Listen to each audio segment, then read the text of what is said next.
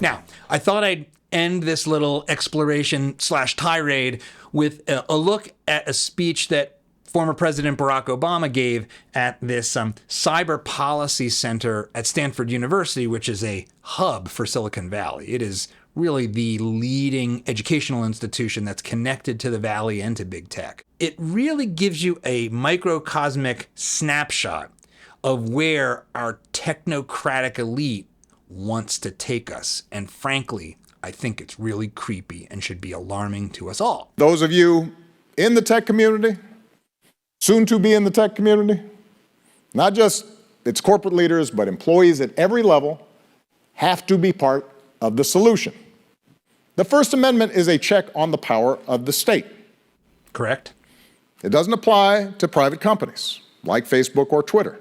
Unless the state twists their arm, and then it very much does apply. Any more than it applies to editorial decisions made by the New York Times or Fox News. Any rules we come up with to govern the distribution of content on the internet will involve value judgments.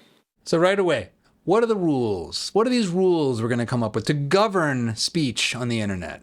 It is taken for granted that there will be a regime of rules to govern our speech. This is the vanguard of our elite. None of us are perfectly objective. That is true. What we consider an unshakable truth today may prove to be totally wrong tomorrow. But that doesn't mean some things aren't truer than others. Here we go. You following? Some things have more truthiness than other things, which are less truthy. Tech platforms need to accept that they play a unique role in how we as a people and people around the world are consuming information, and that their decisions have an impact on every aspect of society. He's not wrong about that. With that power comes accountability. Accountability to whom? Accountability to the state, or accountability to those of us who use and ultimately pay for the platforms? This accountability question is socialized under "we." There's a lot of "we" under the surface of Barack Obama's rhetoric, where the royal "we" is really the government. That's, whenever you hear kind of the embedded "we," it's the government. And in democracies like ours, at least, the need for some democratic oversight. This is profoundly false. And we've been told this man was a constitutional professor. But in specifically our democratic republic, the United States of America, we have a First Amendment that says the Congress shall pass no law which does anything of the sort. We, as in our democratic vote put into action by our government, don't get to set the rules for speech.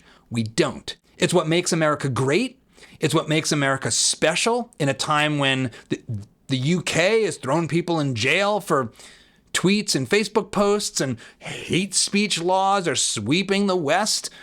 We, the United States, are the last beacon of hope for freedom of expression. And Barack Obama seems to think otherwise, and that is a tragic and I think intentional position he's now occupying. Now, the good news is that almost all the big tech platforms now acknowledge some responsibility for content on their platforms, and they're investing in large teams of people to monitor it. Isn't that great? Isn't that the good news? But while content moderation can limit the distribution of clearly dangerous content, apparently like our interview with Cheryl, it doesn't go far enough. Doesn't go far enough. No. But I also think decisions like this shouldn't be left solely to private interests. These decisions affect all of us. And just like every other industry that has a big impact in our society, that means these big platforms need to be subject to some level of public oversight and regulation. It is a chance for all of us to fight for truth. To fight for truth. This is the claim. Is this the truth? The only pandemic we have is among the unvaccinated. Is that the truth? Is this the arbiter of truth? Whoever happens to be in the White House and his administration? That is what Barack Obama, and those that want to undermine the First Amendment and use the force of the state, both through regulatory and other means, to make these platforms we use bend to their will and comply with their vision of the truth and what is or isn't misinformation want. And the reason this is so profoundly dangerous is pretty simple. We don't know what the truth is at any given moment. Obama was right about that. The truth needs to be pursued. And the way we pursue the truth is through discourse, through exploring the outer edges. The entire history of science and technological discovery is people realizing that something that they thought was false turned out to be true. This is the way real material progress actually happens. And it's also the way we avoid mass delusion. I want to give you 2 examples of mass delusion. Number 1, you get 100 people in a room together randomly in this country, and frankly, around the world, and you ask them, what has happened to poverty on planet Earth since 1980? Has it gone up or gone down?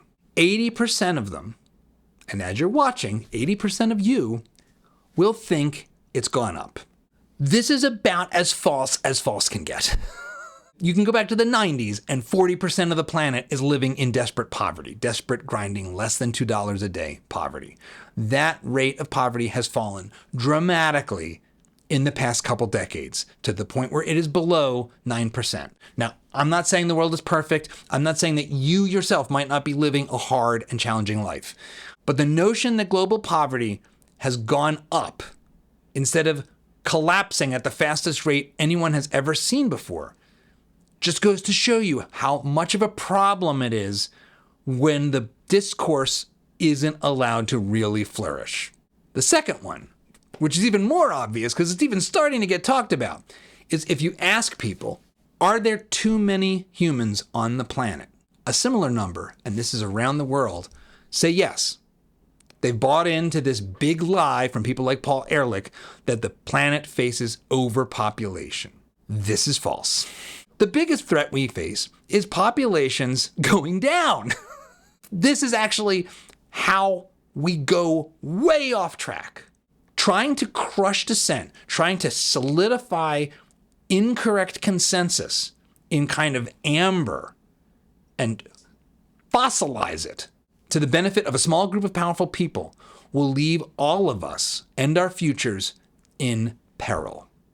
And that's why this is such an important thing for us to grapple with and understand the causes and try to grapple with where we can go from here. But before we can understand what should be done right, we need to understand why and how we have gotten to this place that has gone so wrong.